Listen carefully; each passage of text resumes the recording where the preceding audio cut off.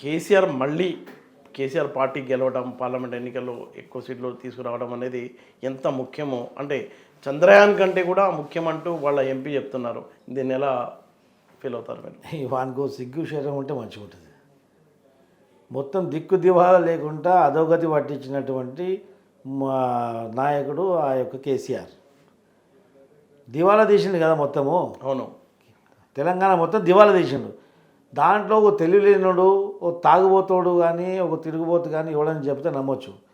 సురేష్ రెడ్డి అంటే గతంలో మాజీ స్పీకర్గా పనిచేసినటువంటి సురేష్ రెడ్డి ఒక ప్రజల్లో ఒక మంచి అభిప్రాయం ఉన్నటువంటి వ్యక్తి. అలాంటి వ్యక్తి ఈ యొక్క తాగుబోతును పొగడము, ఈ కేసీఆర్ పరిపాలన భేషణము అంతకంటే సిగ్గుదప్పితనం ఇంకొకటి ఉండదు. అంటే కృతజ్ఞతగా చూడొచ్చు కదా మీరు. అదే మట్టుకు కాలు మొక్కమని పోయి అచ్చా సాష్టాంగ నమస్కారం చేయండి అని కాళ్ళు గడగండి ప్లేట్లో పెట్టి. ఇవి ఎందుకురా భయ్ స్టేట్మెంట్లు, పిచ్చి స్టేట్మెంట్లు. అచ్చా ఈయన నో నాట్ చంద్రయాన్ అదేమంటారు, ఏమి ఇచ్చిన దాంట్లో చంద్రయాన్ కంటే ఇతను రావడం దేశానికి చంద్రయాన్ కాదు ముఖ్యం, ఇప్పుడు కేసీఆర్ అధికారంలోకి రావాలని. Not Chandrayaan science, India needs KCR అంట. అబ్బో అమ్మ ఈయనలాగా మొత్తం తాగుబోతు ప్రపంచం అంతా తాగుబోతు కావాలి. తెలంగాణ మొత్తం తాగుబోతులను తయారు చేసిండు. మొత్తం తెలంగాణ వ్యాప్తంగా ఈరోజు ఆల్కహాల్ ఎక్కువ కన్సంప్షన్ అవుతుందంటే తెలంగాణలో దేశవ్యాప్తంగా, బహుశా ప్రపంచవ్యాప్తంగా కూడా అనుకోవచ్చు. అంటే దేశానికి అవసరం లేదన్న మీ ఉద్దేశం? దేశానికి తాగుబోతు అవసరమా? దేశానికి ఒక దొంగ అవసరమా? దేశానికి ఒక లంగ అవసరమా? దేశానికి ఒక డ్రగ్స్ని ప్రోత్సహించడం అవసరమా? లంచగుండు లంచం తీసుకుంటూ ప్రతి డిపార్ట్మెంట్లో లంచగుండు తయారు చేసుడు అవసరమా? బ్యూరోక్రసీ వ్యవస్థని నాశనం చేసడం అవసరమా? ధరణి లాంటి దళితులను తెచ్చడం అవసరమా? ఇవన్నీ దళిద్రాలు చూసుకుంటా కూడా సురేష్ రెడ్డి నీకు సిగ్గుశరం ఉందా, లేకుంటే నీకు మతిపోయిందా, లేకుంటే ఎక్కడైనా ఒక సైకాట్రిస్ట్కి వెళ్ళి ఒక కన్సల్టేషన్ తీసుకొని పోయి సైకాట్రిస్ట్ కన్సల్ట్ చేయి, నీ యొక్క మెంటల్ స్టేటస్ కరెక్ట్ ఉందా లేదా అని చెప్పేసి. ఎందుకంటే సురేష్ రెడ్డి గారు అంటే మాకు కూడా అందరికి గౌరవమే. అవును, కానీ అలాంటి వ్యక్తి ఇలాంటి వ్యాఖ్యలు చేయడం అంటే ఇక అది సిగ్గుచేటిది. అంటే మళ్ళీ ఆయన ఏమన్నా అడుగుతున్నారనా ఆయనకు తెలిసిన మనుషుల్ని సీట్ల కోసమా? ఏమని అడగండి భయ్, సీట్లు అడగని, లేకుంటే నీకు రాజ్యసభ మెంబర్షిప్ మళ్ళీ రీకాల్ చేయని, నీకు పొగడాలంటే పోయి సాష్టాంగ నమస్కారం చేయి, ఇంత పెద్ద తాంబాలం తీసుకుపోయి కాళ్ళు పెట్టి కడుగు, విస్కీ బ్రాండీ పోసి కడుగు, సోడా పోసి కడుగు. చూడొద్దంటుండే మేము అడ్డుకుంటున్నామా? అవును, మొత్తమే కడుగు కేసీఆర్ని. అవును, మాకేం పోయేది? అంటే తెలంగాణ ప్రజలు చీ అని, ఉత్తర దక్షిణ తెలంగాణ ప్రజలు చీ కొట్టిన కేసీఆర్ని చీ కాదు, ఈరోజు గాండ్రించి ఉంచేసే పరిస్థితి వచ్చింది. రేపు ఎంపీ ఎలక్షన్స్లో రమ్మని చెప్పండి, ఏ క్యాండిడేట్ నిల్చుంటాడో బీఆర్ఎస్ పార్టీతో నిల్చొని ప్రజల్లోకి రావని, ప్రజల్లో గాండ్రించి ఉంచే పరిస్థితి ఈరోజు వచ్చింది. అవును, ఇక నీకు చీకొట్టుడు చాలా దూరం అయింది. ఓకే, అలాంటి పరిస్థితుల్లో సురేష్ రెడ్డి లాంటి వ్యక్తి ఈ యొక్క ఇలాంటి పబ్లిక్ల వ్యాఖ్యలు చేయడం అనేది ఇది చాలా దురదృష్టకరం. ఇది రాజకీయ వ్యవస్థనే సిగ్గుపడే పరిస్థితి. అంటే కొంతమంది దళిత నేతలు కూడా చాలా అగ్రెసివ్గా స్టేట్మెంట్లు ఇస్తున్నారు కదా ఈ కాంగ్రెస్ గవర్నమెంట్ పైన. నిన్న చూసాం మనం. ఇప్పుడు అగ్రెసివ్గా స్టేట్మెంట్ అంటే ఏది? బల్కా సుమన్ లాంటి వాళ్ళు అంటే నువ్వు చేస్తే సంసారం, మేము చేస్తే వ్యభిచారమా? ఎవడరా భయ్ ఇంతకుముందు లంగా దొంగ ముండా అని తిట్టినోడు ఎవడు? ఆ భాష నేర్పింది ఎవరు? మరి ఒక ముఖ్యమంత్రి స్థాయిలో ఉండి స్వతంత్రం వచ్చి నుంచి ఇప్పటి వరకు ఏ గాడిద సన్యాసి కూడా ఆ భాష మాట్లాడలే. కేసీఆర్ మాట్లాడిన భాష.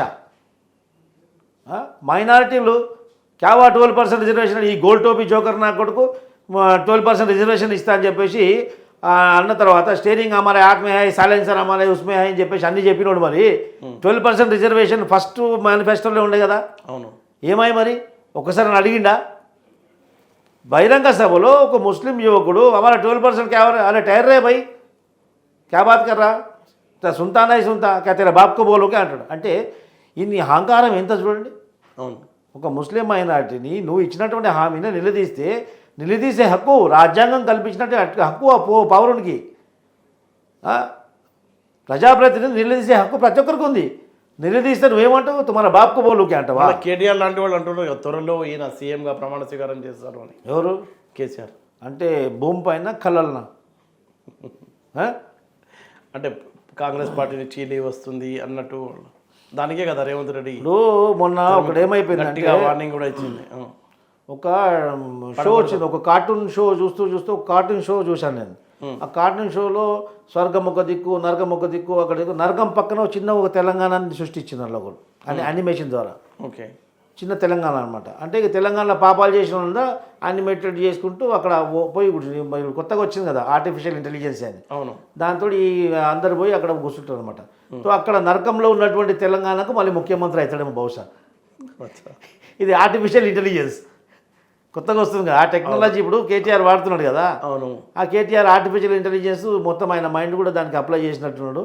కేసీఆర్ బహుశా పోయి అక్కడ నరకంలో ఉన్నటువంటి ఏమంటారు ఓ జనకంలో ఉన్నటువంటి తెలంగాణకి సీఎం అవుతాడు. అంటే ఈ కార్టూన్ గన్ను మొత్తం పక్కకు పోయి జై జై జై జై అంటుంటారు పోయి. ఓకే. తెలంగాణకు మళ్ళీ ముఖ్యమంత్రి కేసీఆర్ అవుతాడంటే ఎవడన్నా నమ్ముతాడా? సరే నా ఎంబడి రండి, రోడ్డు మీద అడుగుదాం, ఒక 100 మందిని అడుగుదాం. 100 మందిలో ఒక 10 మంది అన్న కేసీఆర్ మళ్ళీ ముఖ్యమంత్రి అవుతాడు కానీ అవ్వాలని ఆశ మాకుందని ఒక్కరిని చెప్పండి. నేను దేనికైనా రెడీ. మాట్లాడే ముందు ప్రజల ముందు మాట్లాడే ముందు సిగ్గు శరం ఉండాలి. ఓడిపోయి మూతి బొక్కలు రాలినా కానీ మళ్ళీ మీసాలు తిప్పుతున్నారు. ఇదెక్కడి విడ్డూరం? ఇప్పుడు ఎన్నికలు ఉన్నాయి కదా 2 నెలల్లో, రాండి ప్రజల్లోకి రండి. మీరు చేసిన దొంగతనాలన్నీ మొత్తం పోస్టర్లు వేసి అంతే అంటగిస్తున్నారు మొత్తం. ఓకే. వీళ్ళు చేసిన దొంగతనాలన్నీ ప్రజల్లో పాంప్లెంట్లు ఇవ్వట్లేదు. ఇప్పుడు వేరే పార్టీలన్నీ కూడా పాంప్లెంట్లు ఎలక్షన్ పాంప్లెంట్ వంచట్లేదు. కేసీఆర్ చేసినటువంటి దొంగతనాల చిట్టిలే పాంప్లెంట్ రూపంలో పంచుతున్నారు. అదొకటే చాలు ఇప్పుడు వీళ్ళని తన్నించి ఉరికించి తన్నించడానికి. ఈయన ముఖ్యమంత్రి అవుతాడు. ఈ తర్వాత మళ్ళీ అసెంబ్లీలో కాలు పెడతారో చూడండి మళ్ళీ.